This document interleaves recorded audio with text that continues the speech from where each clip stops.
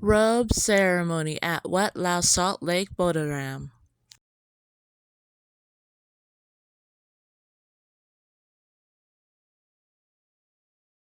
ดวงมาลาโอปโมทนาอยู่100 ดอลลาร์ครูบาอาจารย์นะครับแล้วก็โอปโมทนาคุณกับคุณสุขและน้องทองคำกันมานี่สถานสถานของคอนติมอินทัพเซอร์โมทนาอยู่50 ดอลลาร์ครูบาอาจารย์นะครับแล้วก็โอปโมทนานอกจากนั้นก็มีสถานพิเศษมาอีกก็คือ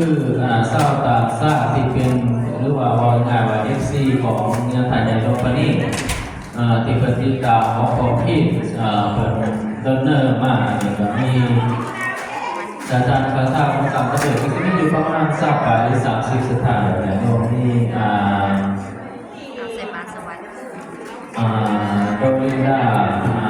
รายได้นี่ก็เป็นเรื่องมาอยู่สมัยเวลาแล้วก็นี่สถานของดอกเกตกับไพล่าโอปโมทนาอยู่เป็นสนานในการจากเกิดพระคุณญาติใหญ่ร่วมพระนิพนธ์จิสุภาพปัจจัยไหนทั้งอภิธาตะเกียรติญาณยมในติธรรมของเราในการมาถวายพระปาสมาธิจะว่าเรื่องการที่ปฏิมาของพระปาสมาธิอานิสงส์การถวายพระปาสมาธิตลอดถึงอานิสงส์การให้ทานต่างๆการให้เราสัญญาโยมได้สารพัดภาคเพื่อเพิ่มเติมปัญญาพัฒนาแนวคิดผู้คิดในสิ่งที่สงสัยก็เพียงแต่ตรงแล้วก็ดำรงสิ่งที่เป็นถูกต้องมองสัญญาโยมหลังจากนั้นก็จะมีการคารวะหักข้อจากหน้าพระพุทธเจ้าทำปฏิบัติศาสตร์เสร็จแล้วก็พิธีมาดูการแสดงทำภาษาอาหารต่อไปพอการแสดงนี้เกิดขึ้นธรรมวัฏฏีอายุวันโอสุขังภาลานาภูเขาสุดีเนี่ยเด้อเจ้าแม่ตลอดที่มาตอนเสียพยานในการสอนหาที่ลูกกันในดังตัวมีคนนี้ให้ดังใจ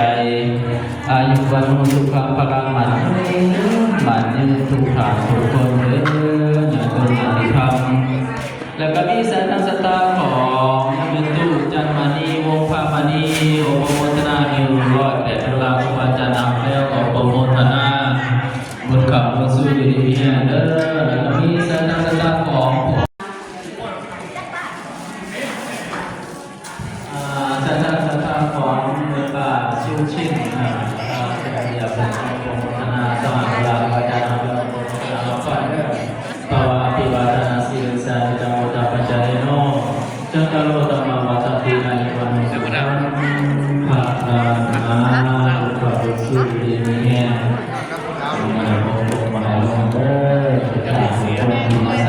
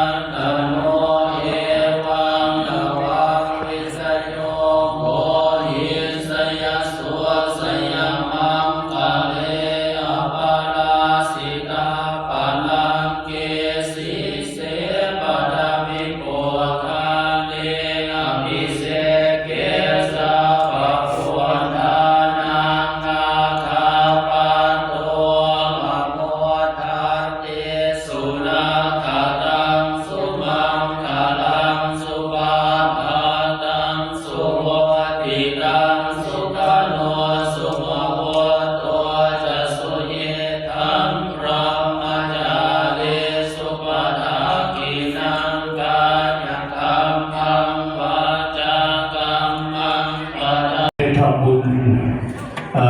ถวายพระป่าสามัคคีเนาะแล้ว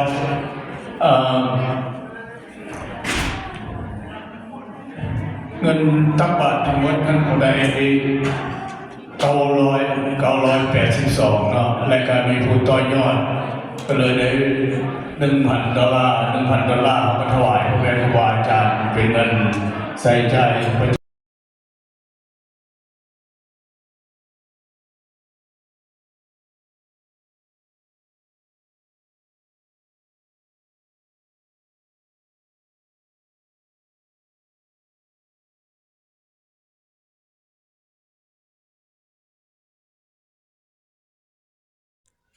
Thanks for watching. Don't forget to smash the like of this video and share. Subscribe to our YouTube channel, Tonmisai Family. Much appreciated.